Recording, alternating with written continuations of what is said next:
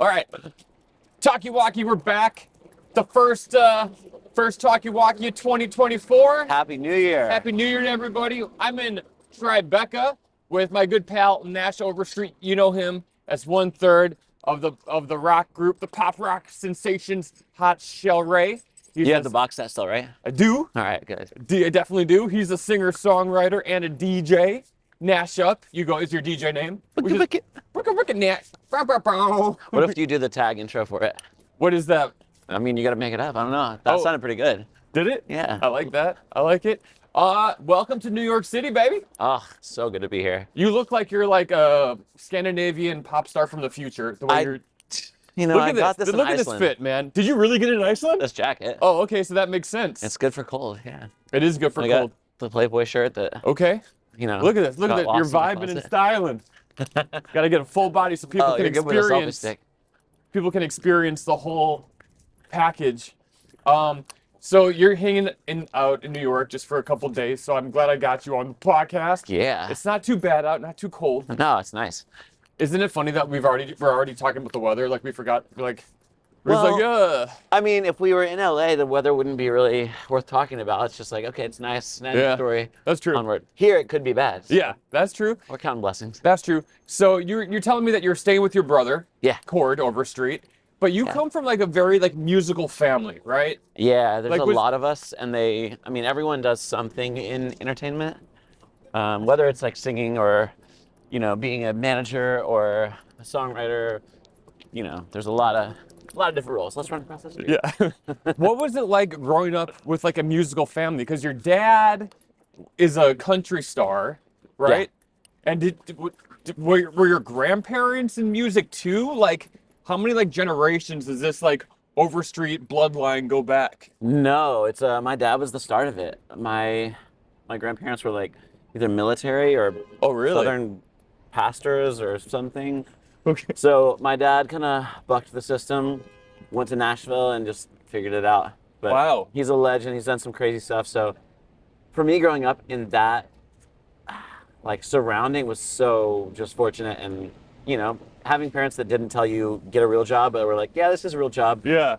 Hope you do okay at it. Yeah. That's the difference. And Yeah. it's fun. Were you were you like competitive with your siblings? Like, how many siblings do you have? There's 6 of us total. So. Wow.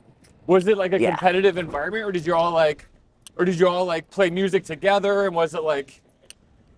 We didn't play music together necessarily. As we kind of got, I want to say of age, but that's more like, 14 or 15 when you're doing music. We'd start taking off on our own little ventures, and I joined a band every couple years when I was like 12, 14, 16, 18. Until I started Hot Chelle Rae. And So you started the Hot Chelle Rae? Yeah. So me and Ryan started that when we were about 18, 19. Wow. And Cord was playing football, but he was also doing music. He just hadn't switched to focus on it yet. Then he focused on acting and music probably around when he turned 18, which is, he's like 3 years difference. Okay, you're older? Yeah. Okay. And then Summer, singer-songwriter, she had some kids, and then she has been crushing it recently with her group Chattahoochees and writing for other people. Wow. A sister of mine's in management, another sister's like a great singer, so it's just all over the place. Wow, it seems like such a like I've met your mom and I've met some of your sisters in Grand Cayman. Yeah. That was kind of fun. We'll hop off the boat, Yeah, meet and greet with the family. Hopped off a cruise ship. This was about like 2017. I think I met them. It was awesome. I still have the Tupac hanging on my wall. Yeah, I painted a Tupac for Nash. Yeah, it's crazy, man. We've known each other for a long time. Yeah. When was the Dirty Pop at Seekers? I want to say like 2016? 2017, I think. April like 10th, I think. April 10th or the 3rd through the 10th or something. All right. That was specifics. Yeah, I'm pretty good with dates. All right. Nice. I still remember like the first time I saw NSYNC was November 18th, 2000. Sounds about right. And then the second time was June 26th, 2001. You were closing them out. When did they end? That show? Oh, yeah. Did you stop them from playing it together? No, I didn't. Not at all. I wanted them to keep going. I'm wearing an NSYNC jacket. I might steal it. So I got it on eBay. It's pretty fun.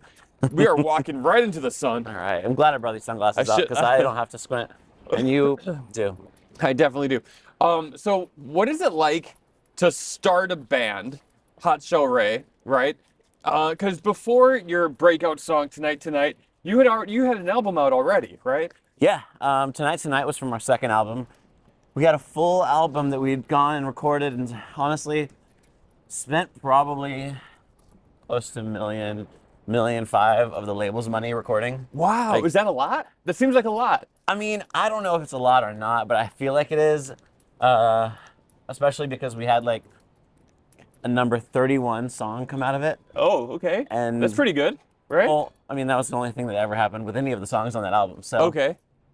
I don't think it made them their money back, but Tonight did great and, fixed the whole problems. When okay, when like, how did like Tonight come about? Was it submitted to you guys? Did the label come to you and say, "This is the next single we want you to record"? Like, how does So, that work? 'Cause yeah. I have no idea how any of this works. Basically, yeah. So we're songwriters. We've been songwriters before we were in a band. Right. We write our own songs, but they did send us a demo of Tonight, and it was different. But they were like, "Hey, here's this song that we really think would be good for you guys. Yeah. Do you want to take it, rewrite it, make it your own, Oh. work on it, whatever?" You're able to rewrite songs. Yeah. That is- I mean, honestly, like, if a song's incredible and like flawless, rewriting it to me is, at this stage at least, with the wisdom I've gained, if any, Yeah. it's kind of a waste of time. Like, Okay. why are you touching something that's great? Okay. But there were things I was like, oh, well, we wouldn't say that, or like that needs to be tweaked to be, more this way or that way. Sure. Like talking about dancing, even the white kids, because we know you ain't good at dancing, but Right. Right. still a party. That's right. That was like a joke thrown out in the session that was being kept. And so we sent the song, we played a show. I had the song stuck in my head during the show while playing another song, which is Wow. a huge sign. And we recorded half of it, or most of it, in Nashville during a half day off. We had a show there on tour. Wow. So we went to the studio, recorded the first half of the day. Then we had to change or fix some lines. I think we had to get that Zach Galifianakis line. That to me, Like- as a comedian, I love that line. So he looks like a lot like Zach Galifianakis, right? It's such a good line, and we were taking ourselves way too seriously. Uh-huh. And we thought that was whack as shit, and we were not fucking with it. So we heard that line, we're like, no, first one that we're changing is that line. So we changed all these lines about the song, and the A&R guy, to his credit, was like, hey, you need one wacky line in this song. Okay. I need something Yeah. that makes people's ears go, even if they hate it. Uh-huh. And he's like, you can keep the word Twitter in the first verse, or keep word Zach Galifianakis. Okay. And I was like, well, tech moves a little faster than people, so Twitter might be gone in a year. Mm-hmm. So we scratched that, and we had to go and re-record, like, alone in Nashville without the producer. So we had him Skype in just to get the song finished. Came out probably a month later. It was like the fastest turnaround. Wow. And it took 8 months to climb the charts. Wow. It was a really long Wow, that seems climb. like a slow build, but that's kind of cool, right? Yeah, it was great because it stayed in people's awareness for a long time, but it was Yeah. like nerve-wracking to watch these numbers just like escalate a little. Like by a every little. day you checked like the charts in the morning, and It was just like oh on my- iTunes charts at that point. We were just like pulling up iTunes while recording the rest of the album. Wow. That's crazy. So the Zach Galifianakis line, I don't know if you know this, but Zach Galifianakis had a joke that is that line in your song. Where he talks about like following us around and yelling from the back of the room. No. He's like, my ex-girlfriend looks a lot like, it's not this, but he's like, it's not this, but it's a similar. He's like, Zach Galifianakis had, my girlfriend looks a lot like, looks a little bit like Cindy Crawford and a lot like Dog the Bounty Hunter. And then you guys took his joke, or that line in the song was his joke, and then made it him in the song. I see. All this credit goes to Evan Bogart. Like, he's such so a good. lyrical genius, and he, But when I heard that, I'm like, these guys are comedy nerds. I'm like, that's brilliant, and it's so funny. And so that, like, when I heard that line, because we didn't know each other when that song came out, but when I heard that line, I was like, oh, this is so funny. And That's funny. See, have I didn't even know that. So maybe I'll insert that joke here. That's great. She looks a little bit like you. Really? Oh, wow. The bummer is that our old bass player got a fake tattoo in the music video, and I feel like it should have been real. Of Zach Galifianakis? Yeah. That's true. That They it should have just made him commit. It's definitely, or at least one that like lasts a few years, like my Chris Kirkpatrick's hat. Was it the problem with the artist that made it fade out, or? No, it was I supposed got to it. fade out? It's supposed to. Well, okay. So for those of you who don't know, I have a tattoo on my right shoulder of Chris Kirkpatrick from NSYNC, but I went to this place and it said tattoos that last like 2 years. Okay. But it has been like 4 years now, and I still have this tattoo. I mean, So what I are they gonna like? If they just shut their business down in 2 years, they can say whatever they want. You can't find them. Yeah, I think they're still around. I will go back again and get. My tattoo of Chris is still here, so. You have a tattoo of Chris? Do you have Yeah. any tattoos you regret? The one of Chris. How could you regret that? I'll never see it. The founding father. The Yeah. founding. Well, you're both a founding father. Okay. It changes in sizes. Oh, I know where it is. So when you, so when Tonight got to number like in the top 10, Mm-hmm.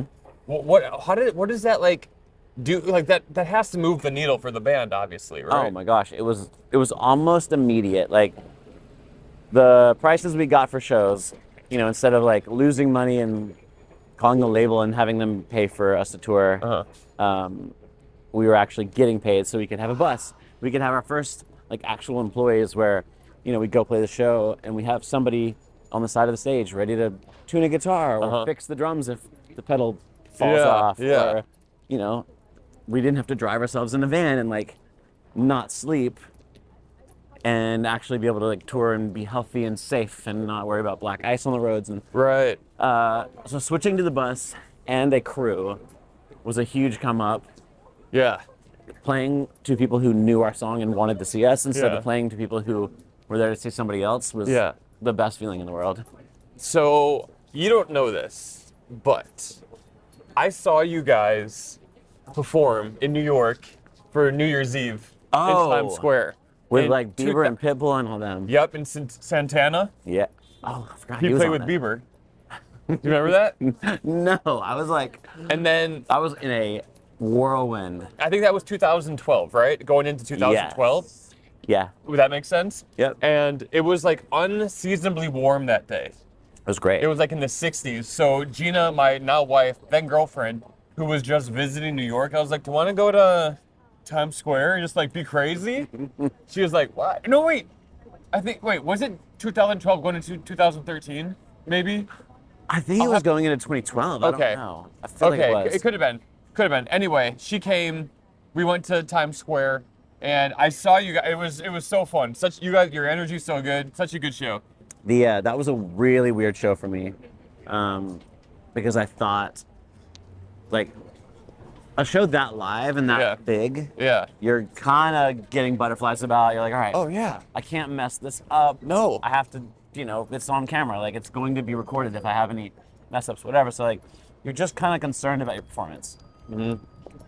And they're like, all right, 30 seconds, we're going. I'm like, all right, let's do this thing. I do the performance. They're like, all right, cool, that sounded great, that was great. So, like, the real one will be in like 5 minutes. And I had used all of my nerves for that. I thought it was the real one, and it was like sound check. No. So when the real one came, I was like, I'd done this before 5 minutes Oh. ago, like no problem. And I was super calm, like it felt great, was able to just really enjoy it. That's awesome. Dude, it seems like such a big deal to play Times Square New Year's Eve. Oh my Like gosh. that's like do you have any like special like gigs with the band that like stick out to you, like aside from that one obviously being like very memorable? There's a lot of concerts that kind of blend into each other because if you're in a club or an arena or a theater, there's only so much difference to the buildings. Yeah. And you're seeing a sea of people, but these one-off things like the Times Square moment. Sure. Or we got up on stage with Taylor Swift at the Staples Center Right. for I think it was VMA weekend maybe. Because you toured with Taylor Swift. Yeah, so we did like a month with her, a month with Bieber. But I think one of the coolest shows we ever played was, selfishly, it was one song we flew to the south of France for an Amphar Gala. Okay. Wait. Well, what? It was like this Amphar Gala. What is that? Those are words I've never heard. It's a benefit like fundraiser dinner kind of event. Okay. And like Leonardo DiCaprio's there Wow. buying a $500,000 watch. Dang. You know, Chris Tucker's in the front row. Damn. Like, dancing to our song. Jen Jackson's going on after us. It was a What? trip. That's crazy. But we were there for probably 4 days. Are you guys just like pinching yourselves? Bro, to Yeah. go to the south of France Right? and get like this amazing trip where we're like using scooters through these little cobblestone streets, playing 3 minutes in 4 days. Oh, Like, dude. It was incredible. I feel really bad because you've done all these amazing things, and I hit you up. I'm like, hey, do you want to do my podcast in the freezing cold? This is Like- this is the third coolest thing though. Okay. All right. Cool. It's not Cool. that cold. No, I no, have a no. jacket. Well, yeah. Well, we have 2 hours left. Great. Kidding. Joking. Joking. That's so amazing. Okay, so Hot Chelle Rae, of course, went on to do great things. You took a little hiatus. You came back, recorded a few more songs, and you're kind of doing like the singles route, right? Like you're doing like Yeah. you release like Tangerine, Kids, you know, all these like kind of like you were releasing almost like there was like a period of like a few months where you were releasing almost like a new track every few weeks, right? Yeah. You know, we've worked with a couple of different labels since coming back together, and there's been moments that were Let's go down working over great. here. Yeah. Moments that were working great, moments that were not working great at all. So, you know, we were putting out a lot of songs every 6 weeks or so because that's what you're supposed to do. All right. Spotify likes it that way. Ah. But we were also planning on them going to radio and like making music videos for them. Yeah. And that's kind of the area the ball got dropped in. So, yeah, we put out a lot of songs and kind of counted on some things. And you start working with teams that you're having to massage out, and you know it's a safer route to do the singles for us because Yeah. if somebody screws something up, you didn't just use 10 songs with them. Right. Okay. You're doing like a trial and error to like really test the waters, and it's a complicated game getting the right crew around you and doing it the right way. Uh-huh. And also releasing music right now. If you put an album out, you can choose one focus track. Okay. So you're kind of throwing the others by the wayside. I And see. I love the idea of putting out, you know, a song, letting people fall in love with it, doing another one in like 6 weeks, 8 weeks, whatever Yeah. it is. It's almost like when you're waiting for like a new episode of a show to come out. Yeah, Like, but oh, I, like, you know. I hate that. I know, but like I think it's cool because it keeps you relevant more often. Like Yeah. when I'm on Spotify and I see, oh, there's a new song by like, you know, a band I like, I'm like, oh, this is cool. If there's a new album, sometimes it's a little overwhelming For to sure. like listen to like a whole entire album. Although the last Blink album I listened to like pretty religiously. Okay, so living in New York. Yes. Where do you listen to music? Everywhere. Okay, The while you're stuff- walking, like. when I'm walking, I have 3 pairs of AirPods because mine Okay. die all the time, and I listen to music all of the time. Like when I'm in the shower, I have music on. When I'm on the train, I have music on. When I'm writing jokes, I listen to Bach, like classical Okay. music. When I'm dude, I listen when I'm making love to the lady, or solo, you know, or solo. You know, starts Oh. with an M either way. Yeah, yeah. So, yeah. How about you? Do you listen to music all of the time as well? Honestly, this is perfect for me today because I listen to podcasts most of the time. Oh, okay. Like driving, shower, whatever. It's a lot of podcasts. Wow. In the shower, you listen to podcasts? Yeah. What are your go-to podcasts? I figure you're listening to like songwriter podcasts or something like music industry podcasts, right? And The Writer is a good podcast for that. Okay. But I love Stuff You Should Know. That's my Oh, number Stuff You one. Should Know is great. That's my number one. Chuck and Josh. Josh, yeah, Gina got me onto that, my wife, and it's so fun. They have the Although best dynamic. They had one about juggling, Yeah. and I was Oh, like so no. mad at it because I was like, it wasn't very accurate. Okay, so when they have ones about music, all I want to do is email them and like, yo, I will Yeah. consult. I will give you guys like yes or no about facts or like, you know, how things work. Yeah. Just because when you're the person who does what they're talking about, you do want to jump through the Exactly. speaker and like, say, ah, what? Yeah, and my wife and I argue about who we think is like the better host. Of Like- the two of them? Yeah, like the smarter one. I think it's like Jim and Michael and Dwight. It's like who's the Yeah, best? right. Doesn't really matter if you take one away. Right. It's know. it's the whole pie. You got to have both Yeah, pieces. you got to have the bounce off. Very true. What's an artist or a song or a band that you listen to that people might be surprised that Nash Overstreet likes to listen to? Burna Boy, probably. Who is it? What? Burna Boy. I don't know like, that. I love Afrobeats. Oh. I love Caribbean music, dance hall, soca. 1 cent, 10 cent, 2 cent. I mean, so like Destra for the Caribbean, Burna Boy for Afrobeats. Like, I'm really into like Major Lazer for like the DJ inspo. I love borrowing rhythms and sounds and like instruments from all over the world. But you also like spend a lot of time in the Caribbean and Grand Cayman. Yeah. How does that like influence your like musical like what am I trying to say? Like your do you get inspired by like their like native sound? Is that weird to say native sound? I think that's right. I mean, like soca is probably the most Soca, like yeah. isolated, like and like calypso and things like that would be claimed. But yeah, I really love listening to like actual local FM stations there Oh, cool. because they play stuff that's like actual hit songs in the region that never get played in America on radio. Okay. And so I get, melodic inspiration, rhythmic inspiration, like sounds, melodies, chord progressions, whatever. You just hear a whole different palette and like color Yeah. than you would hear in, Sure. pop radio station in whatever state we're in here. And then combining all that with all the pop and the hip hop and, dance music and whatever that I listened to growing up, it kind of just creates, hopefully, some kind of signature, whatever comes out of me thing that, has a uniqueness. Very eclectic, Nash. I You're all try. over it. I love it. I mean, that's the same thing with comedy. I listen to you might be a redneck, then I listen to like Louis C.K., Dave Chappelle. You listen to Sarah Silverman, Maria Bamford. You want to get like the whole.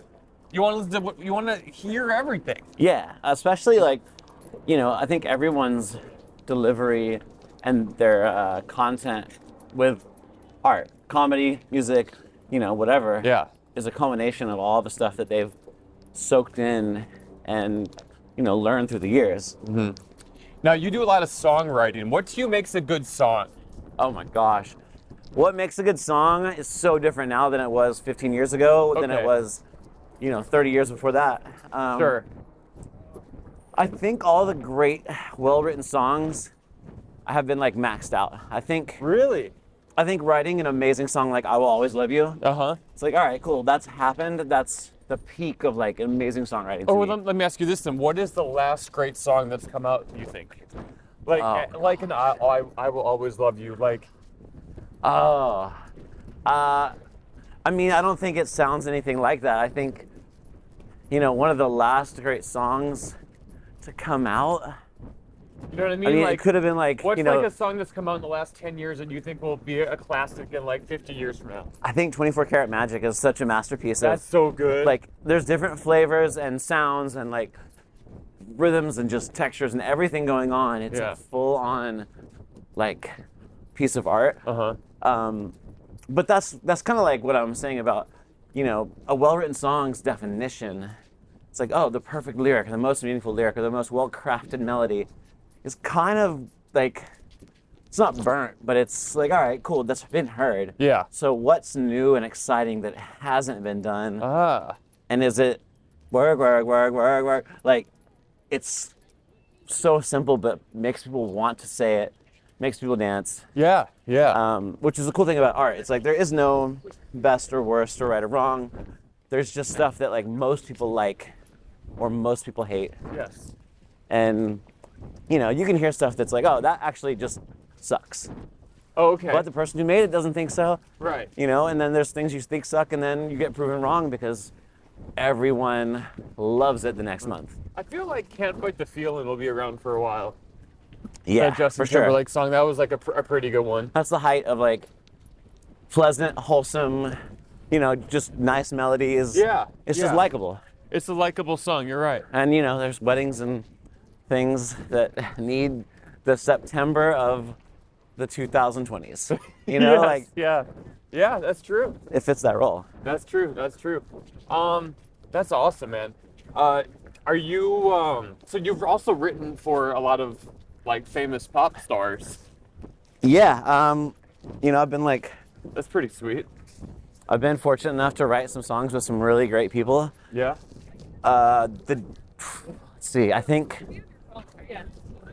one of the first chunks of songs to come out that were all on like great records was I had Britney Spears, Meghan Trainor, and Rachel Platten. What, in like one period? Yeah, like all kind of confirmed they were releasing songs of mine in like the same month. Wow. And that's the month we got dropped.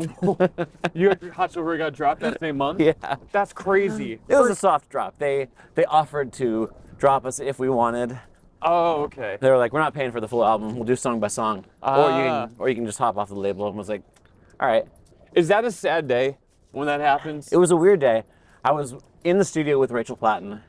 I had to pop out to the hallway to take that call and go back and write a song. Oh man, you're like, this song just became very depressing.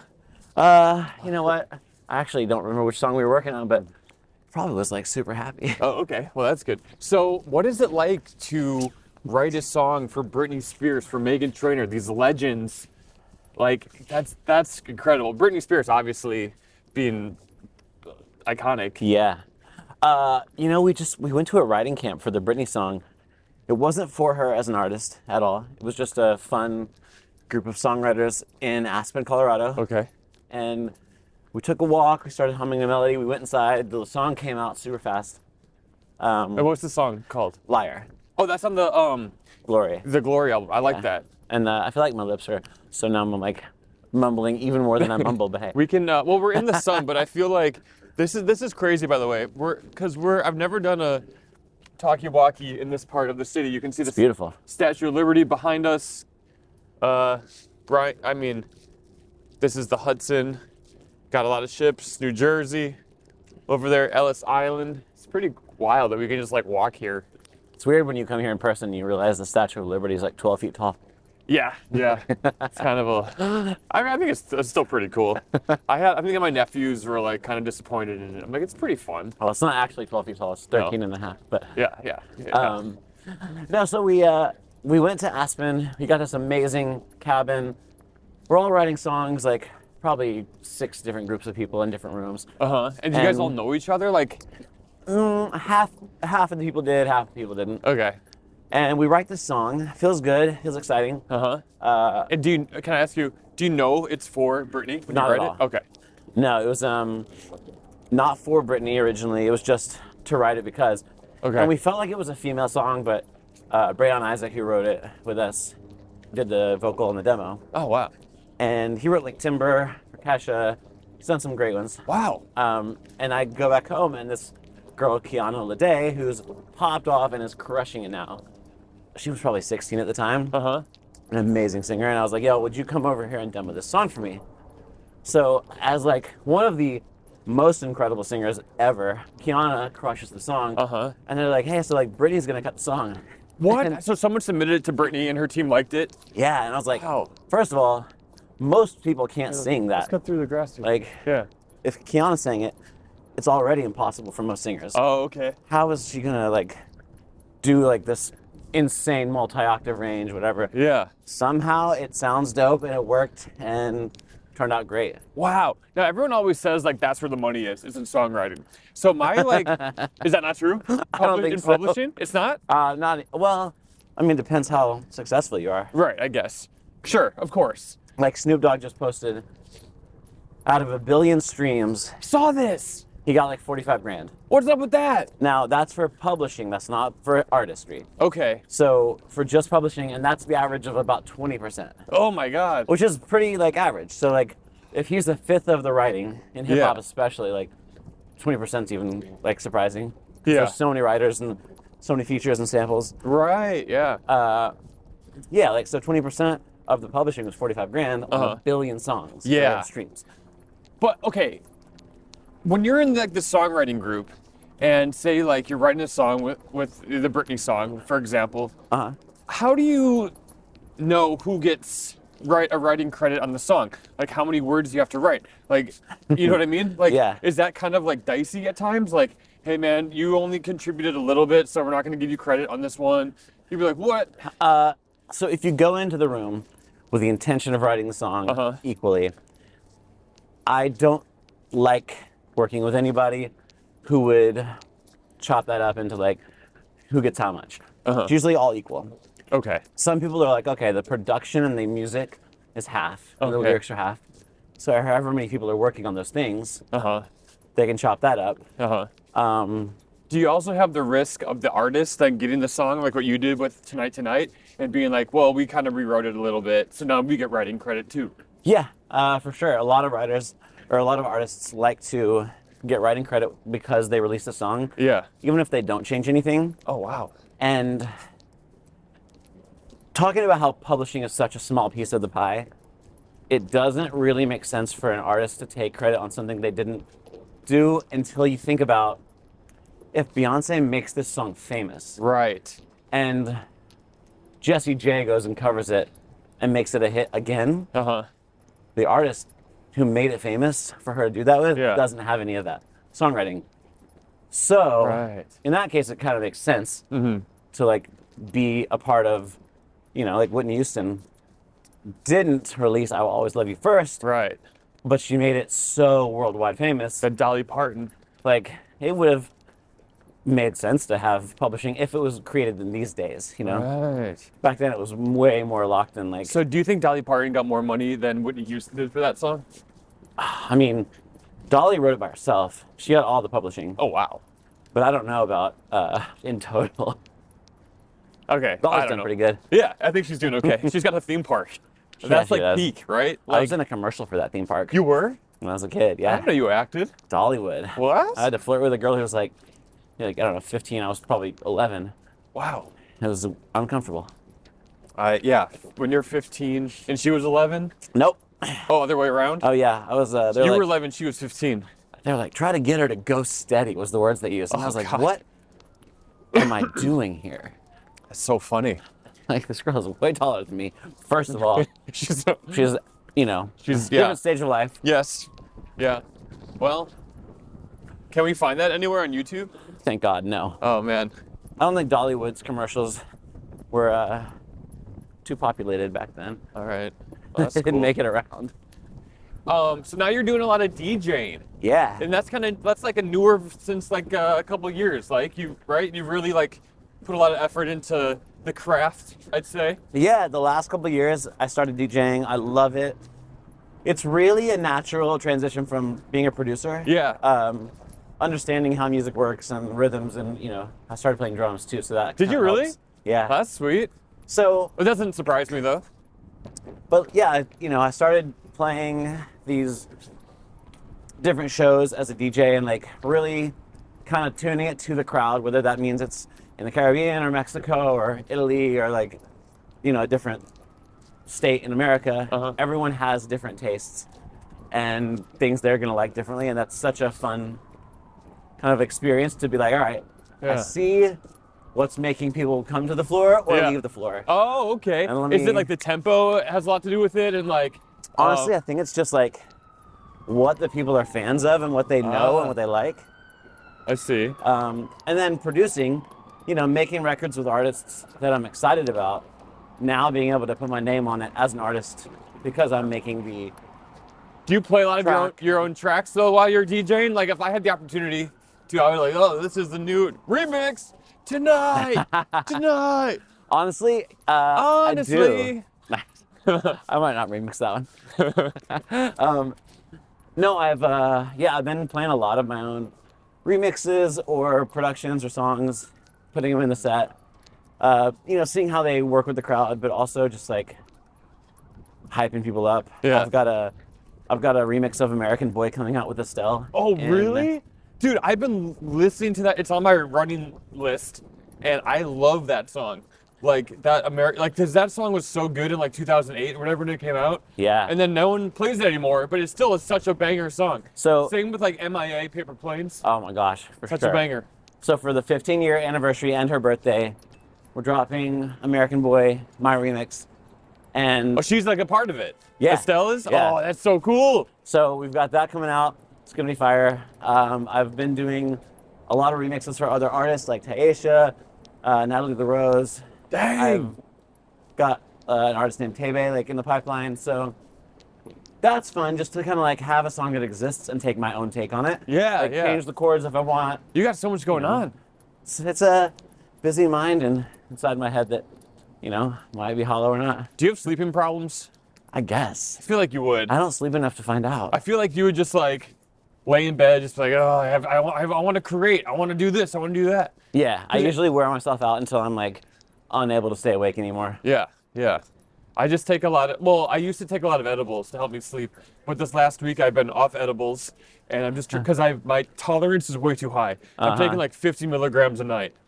That's a lot. So I stopped taking edibles if I have anything to wake up for because I don't wake up. And I miss a meeting.